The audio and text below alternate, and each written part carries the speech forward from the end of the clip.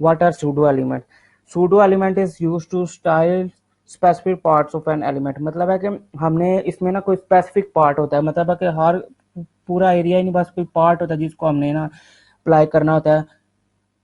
अगर समझे हमारे पास एक पैराग्राफ है, हमने फर्स्ट लेटर को करना है, लाइन को करना है, एलिमेंट को करना है, और इसमें ये भी हो सकता है कि हमने जो कंटेंट है कोई ऐड करना है, पहले करना है या बाद में करना है, और इसका सिंटैक्स यही होता है सिलेक्टर, और इसके अंदर 4 इस तरह के डॉट लगते हैं सूडो एलिमेंट, और फिर इसका प्रॉपर्टी और वैल्यू।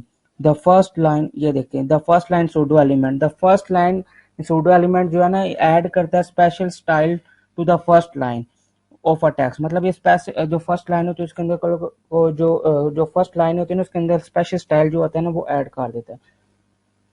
अब जैसे कि हम देख सकते हैं style P first line colour उसका ये हो जाए, फॉन्ट वेरिएंट भी उसका चेंज हो जाए। इसी तरह जब हम ये आउटपुट में देखते हैं, ये देखें वैसे तो सिंपल था, पर उसने जो फर्स्ट लाइन थी उसका जो कलर है उसका फर्स्ट वेरिएंट है वो देख सकते हैं कि दूसरों से बिल्कुल डिफरेंट, दूसरी जो सेकंड लाइन है उससे बिल्कुल डिफरेंट है, ये जैसे नजर आ रहा है। उसके बाद हमारे पास है, अब हम ना इसके अंदर फर्स्ट लाइन सूडो एलिमेंट के अंदर इस फॉलोइंग प्रॉपर्टीज भी लगा सकते हैं, जैसे font properties, colour properties, background property, word spacing, letter spacing, text decoration, vertical line, text transform, line height और क्लियर। उसके बाद आता है the first letter pseudo element. अब इसके सूडो द फर्स्ट लेटर है, पहले फर्स्ट लाइन था ना, अब इसमें ये होता है कि जो फर्स्ट लेटर होगा हम उस पर अलाइनमेंट कर सकते हैं, जैसे dog type HTML head style है उसी तरह ही ले लेंगे, बस उसमें फर्स्ट लाइन की जगह फर्स्ट लेटर की वेरिएंस का ये देखे चेंज कर देंगे, कलर कर देंगे, और ऐसे लार्ज उसको हमने उसका साइज जो है लार्ज कर दिया। अब ये देख सकते हैं उसका जो फर्स्ट लेटर का साइज है वो इंक्रीज हो चुका है। उसी के बाद हम इसके इस जिस तरह हमने फर्स्ट लाइन पे यूज कर सकते थे ना डिफरेंट प्रॉपर्टीज, इस तरह font properties, colour properties, background, margin, padding, border, text, vertical line, text transform, line height और फ्लोट क्लियर, सब प्रॉपर्टीज भी हम यूज कर सकते हैं। उसके बाद जो हमारे पास नेक्स्ट आती है वो है pseudo element and CSS classes. हम सूडो एलिमेंट को CSS क्लासेस के साथ भी यूज कर सकते हैं, जिस तरह हम सूडो क्लास को यूज कर सकते हैं सूडो एलिमेंट्स को भी यूज कर सकते हैं। जैसे हमारे पास पैराग्राफ हमने एक बना लिया, क्या बोलते हैं डॉट क्लास बना लिया, और उसके साथ हमने सूडो एलिमेंट लगा लिया फर्स्ट एलिमेंट।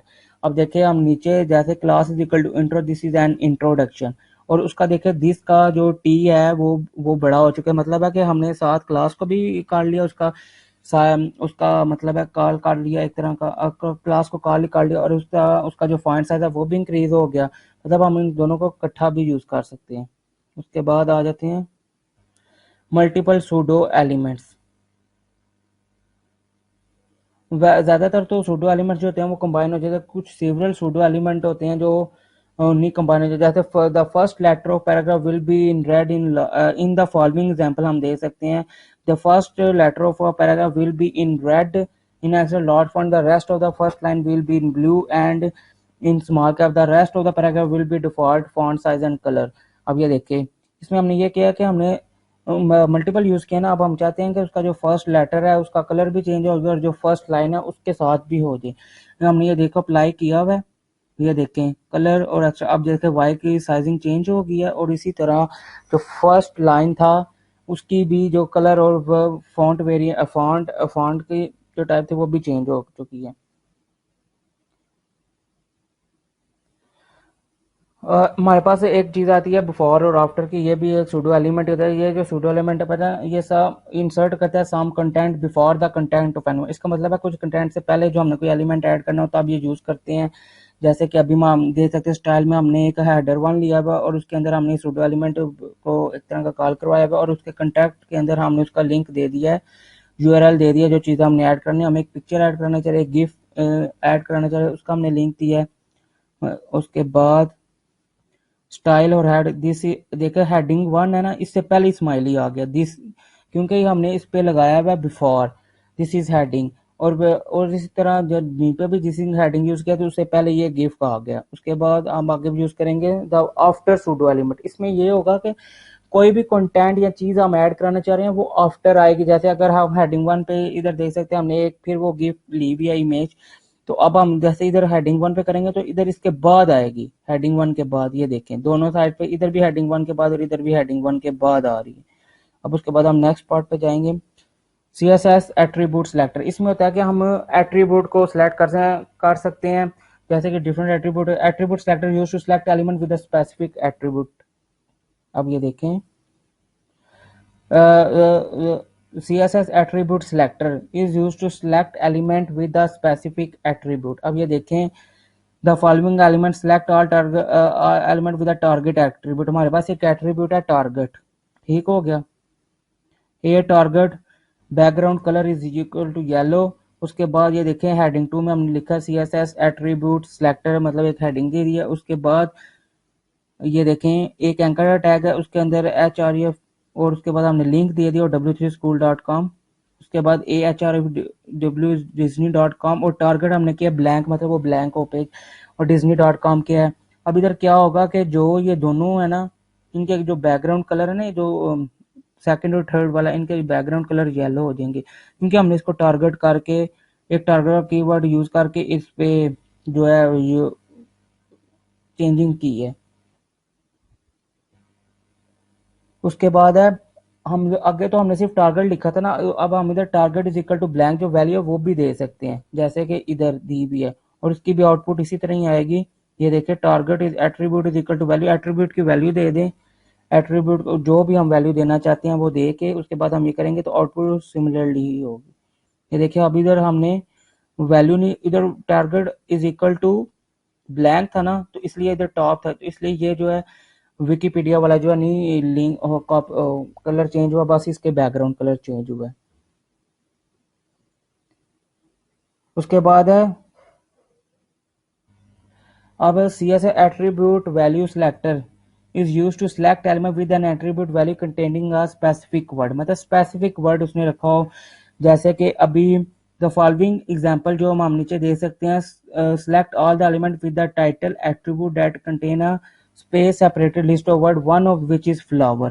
उसमें से एक का टाइटल जो टाइटल ये टाइटल लिख के एट्रीब्यूट और एट्रीब्यूट लिखेंगे, उसके बाद ये दोनों साइन यूज टिल्ड का और इज इक्वल टू का साइन और फ्लावर अगर हमें उसमें नजर आ जाए किसी भी लाइन में तो हम उसमें यूज कर लेंगे, जैसे टाइटल।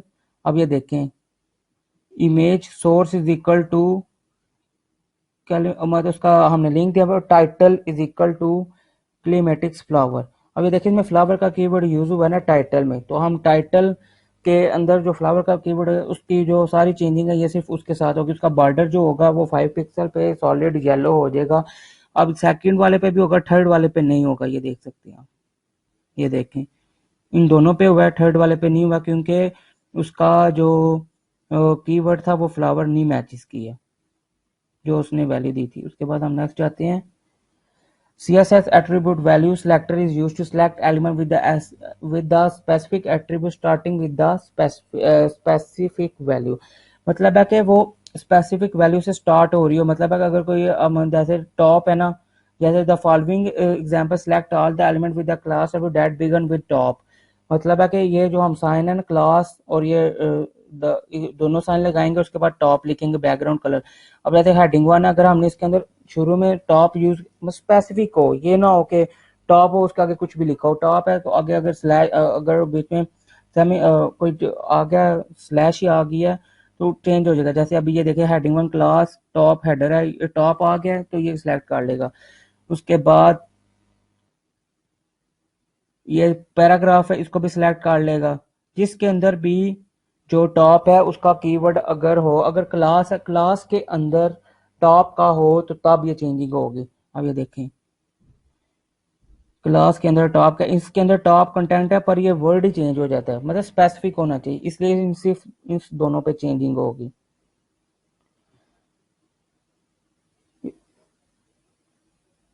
अब ये देखें इसमें ये होना चाहिए कि इसमें ये नहीं है कि टॉप जो है लादा स्पेसिफिक होना चाहिए, बस इसमें अगर टॉप आ रहा है ना आगे पीछे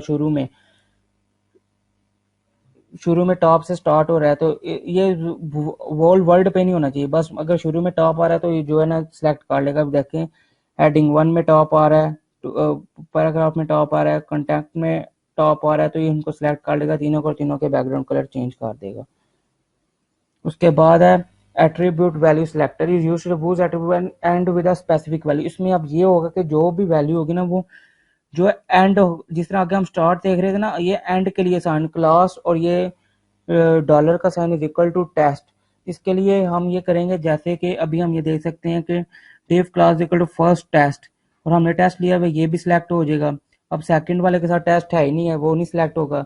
ये वाला भी सिलेक्ट हो जाएगा और लास्ट वाला भी सिलेक्ट हो जाएगा। इसमें भी ये भी पूरे वर्ड पे नहीं चाहिए था, बस हमें लास्ट में अगर टेस्ट के ये 4 डिजिट सेम आ रहे हैं तो ये इसको सिलेक्ट कर लेगा। और ये देखिए इसके इसका बैकग्राउंड कलर चेंज कर दिया। उसके बाद